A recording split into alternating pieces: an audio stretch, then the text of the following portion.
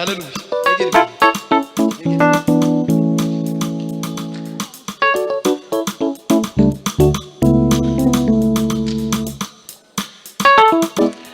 Dufatikanye twese twiyegerezanye mu materaniro hano mugisha.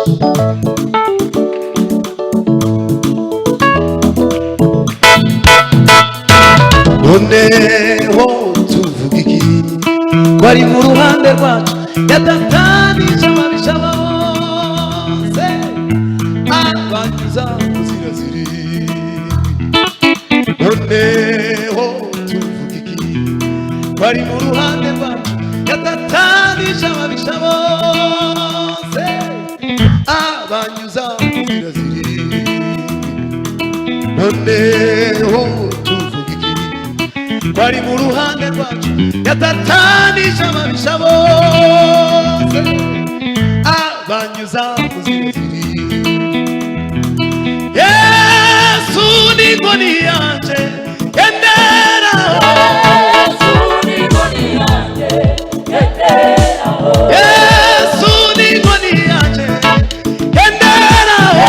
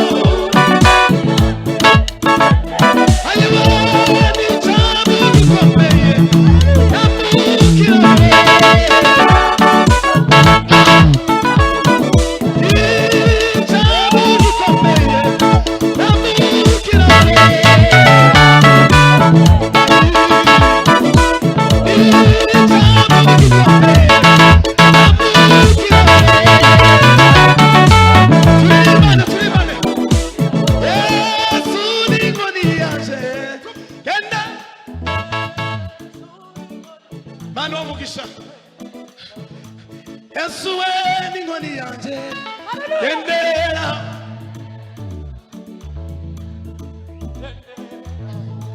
N'ijambo gikomeye nambukira. N'ijambo gikomeye nambukira. Haimazwe Yesu.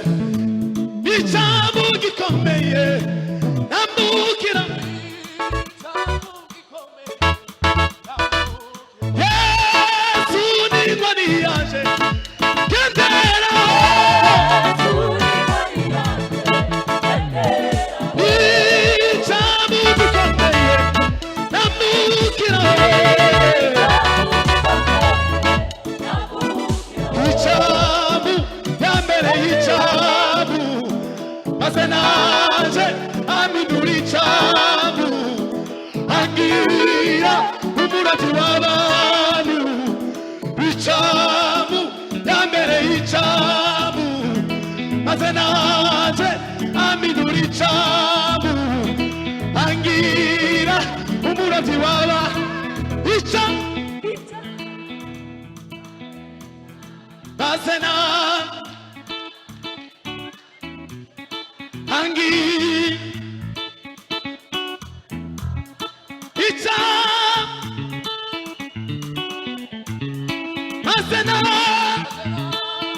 Hallelujah, hallelujah, hallelujah.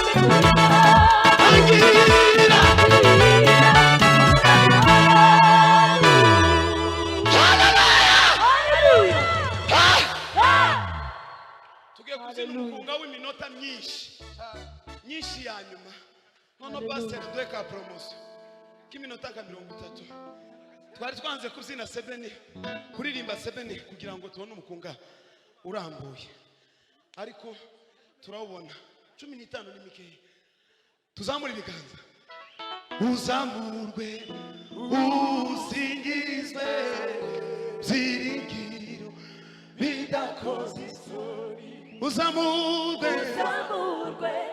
usingizwe bidakoze isoni twahinduwe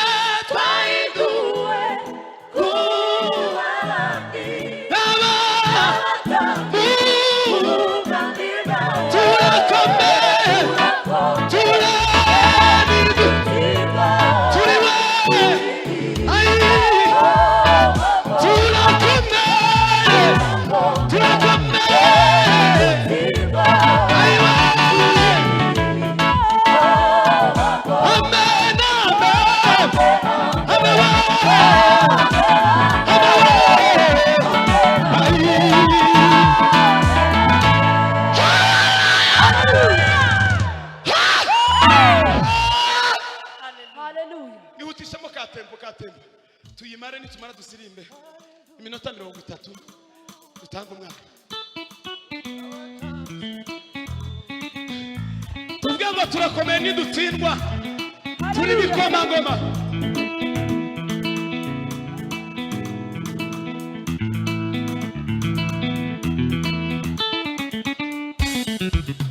uzamurwe usingizwe byiringiro bidakoze isoni uzamurwe usingizwe byiringiro bidakoze isoni uzamurwe usingizwe yo uzamurwe ayiwe byiringiro bidakoze isoni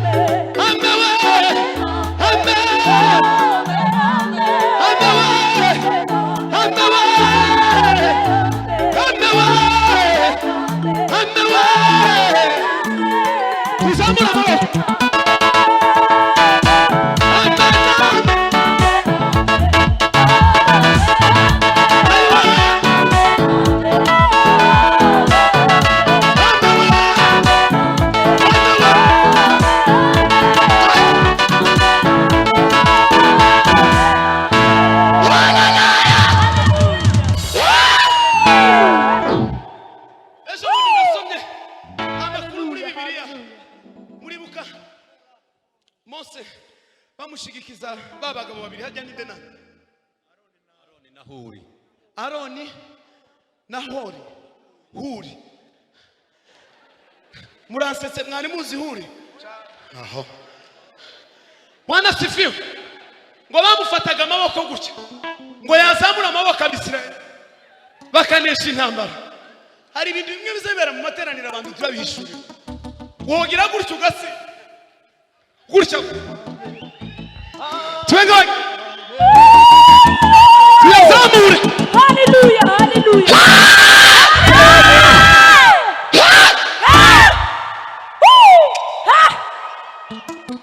Uhereye ku bakorari bagenzi baje n'urundi rubyiruko nukuri mukunde gusoma Bibiliya mukunde gusoma soma Bibiliya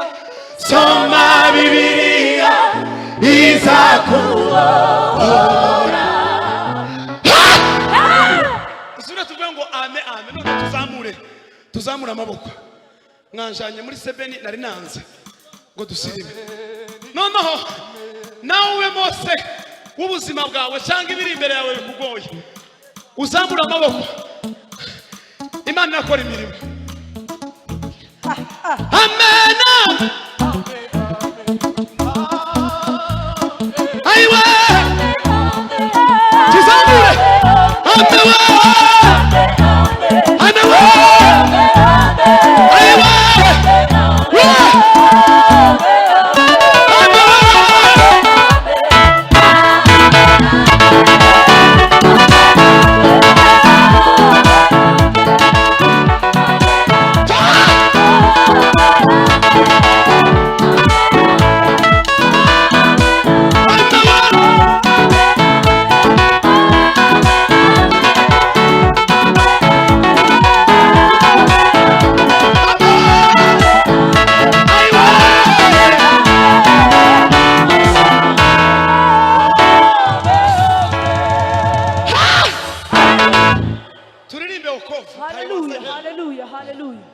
tuvuge ngo Mungu mwenye kweli nakuamini sana pastor de promotion ni muri veye tuzine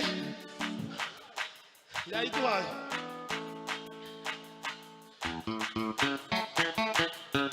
atakina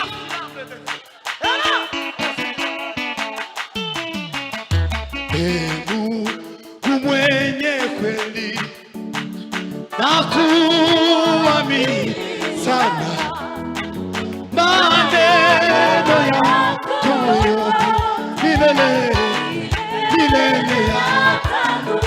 maneno yako milele uliyenifundisha kuita